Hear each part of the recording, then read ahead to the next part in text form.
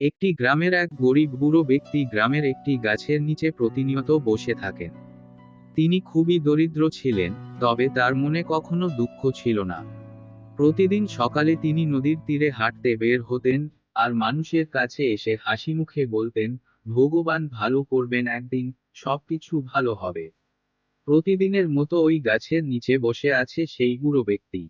এক যুবক তাকে দেখে অবাক হয়ে বলল, তুমি তো অনেক গরিব, তাহলে কেন এত হাসছো?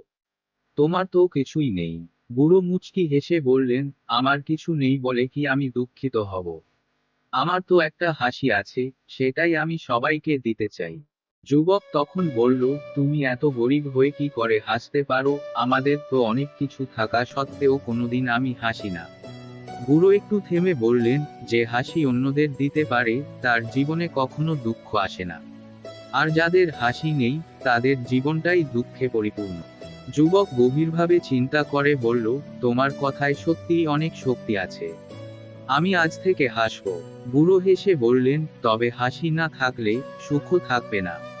গল্পটি ছিল যে, সামগ্রিক অর্থে যাদের কাছে টাকা পয়সা কম, তারা কিন্তু অন্যদের হাসি দিয়ে পৃথিবীকে আরো সুন্দর করতে পারে, আর তাতে তাদের জীবনের অর্থও বেড়ে যায়।